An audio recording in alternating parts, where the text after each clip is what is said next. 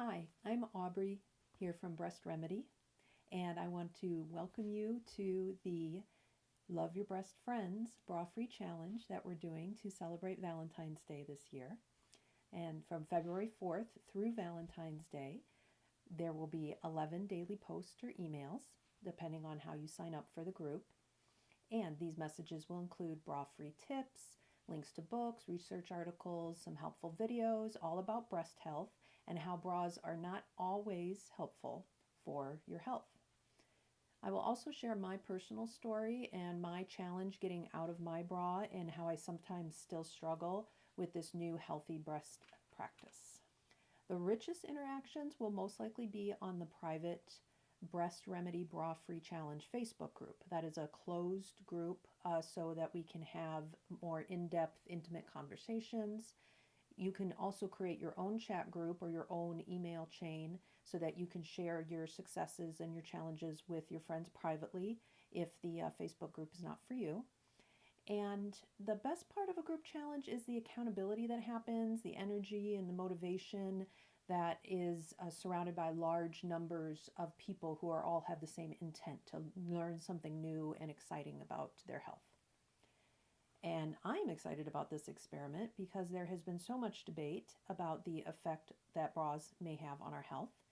And we are going to pose a question here. It's a query for ourselves. Each of us can decide, how is my bra affecting my breast health? After 10 days, you may notice a difference in pain or comfort, size, or even the texture of your breast tissue.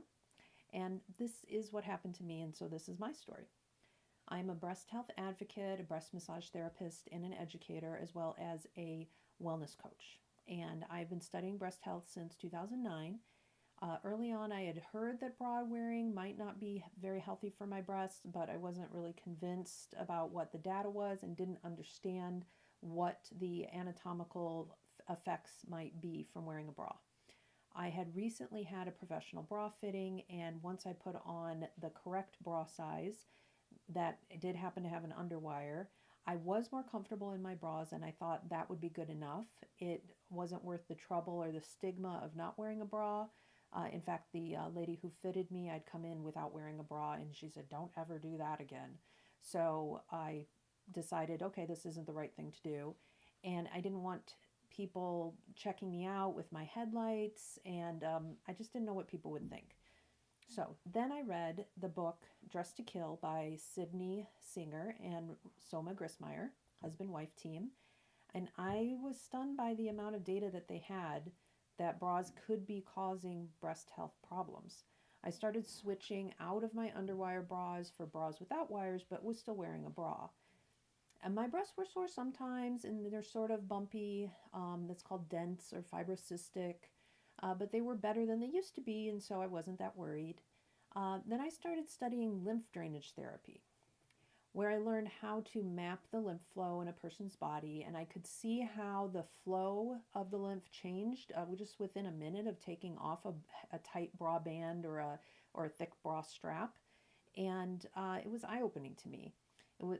But was it really a big deal? And wouldn't I just massage my breasts after I took off of my bra and everything would be fine? So at this point in my training, I signed up for an intensive course to become a certified therapist for managing lymphedema with patients. The course was a grueling 9 days in a row, all day, every day for 9 days. And this meant that I would be taking my clothes on and off and on and off. We'd have a lecture and then a demo, and then we would do a technique on each other and have to trade and lecture, demo, technique, trade. And so I didn't want to be messing around with taking a bra on and off, and so I thought I would just wear a tank top. And by the end of that class, I could not believe how great my breasts felt and how much softer they were. This was in 2015, so I had already been regularly massaging my breasts mostly daily for years, and I did not have this kind of shift in the texture that I did after not wearing a bra for 9 days and including breast massage. So after that, what did I do? I switched over into halter tops and tank bras, but I was still afraid to go completely bra free. And I didn't know what people would think, and I didn't want to deal with headlights, and I already got a lot of attention for being the boob lady and talking about breasts all the time. And I just didn't feel confident enough to be even more renegade. Then in 2016, I was contacted by Sid Singer, yes, the same author that I just mentioned.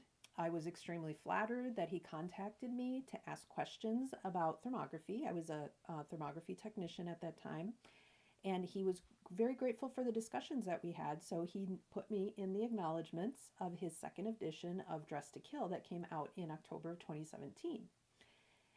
While I was over the moon about this accolade, I have to admit, I was also ashamed. My name was listed in the front of one of my favorite books that I talk about with most all my clients and list in every workshop and every lecture that I do. And I was still wearing a bra. I felt like a complete hypocrite, honestly. And the second edition had even stronger evidence than the first about the negative effects of bras on breast health. And I didn't know, why would I still be wearing this constricting, unhealthy thing on my body? So I spent all of 2018 with some of my amazing breast massage students, and we're trying different bra-free clothing options and talking to many women about their bras. And finally, I must say that most women are wearing bras because they think that they have to for support or they will sag. And there's not much evidence for this. And also, they are afraid of the social consequences and the looks and the shunning. And I was afraid of that too. And so, how was I going to get past this so that I could support other women getting past the same problem? During this time, life brought me a really tragic gift. Kat started seeing me as a client. She was in her second round of breast cancer treatment. She thought she had beat it, but after 2 years, she came out of remission and had to start doing heavy chemotherapy and taking drugs for the metastases that had started to spread through her body. She wanted to try everything this time around, and she started adding natural and alternative therapies like lymph drainage and breast massage to her cancer treatment plan. Kat worked so hard and tried so many things, but she just kept getting sicker. And the doctors kept increasing her chemo, and she finally decided that she was miserable and had enough. She went into hospice and passed in September of 2018 at the age of 44, which is exactly my age. So I treated her for the last time 2 weeks before she died from cancer. And there are no words for the courage and the spirit of this woman, daughter, wife, and mother.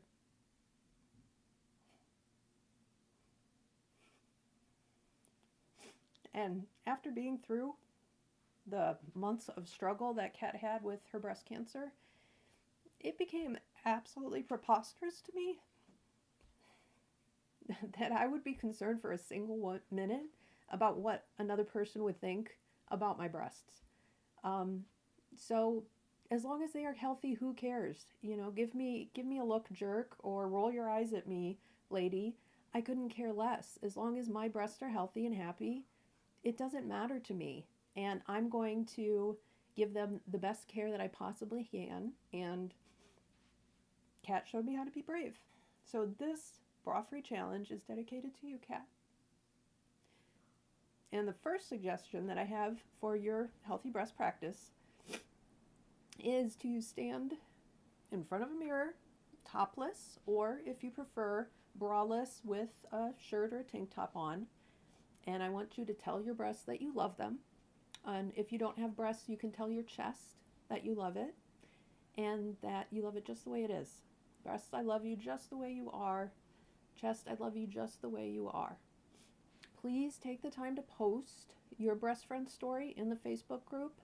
Let us know what your breasts or your chest said back to you after you told them that you love them. So you are welcome to send an email to info@breastremediesseattle.com. So I will know your story and your courage and the great love that you have for your healthiest self.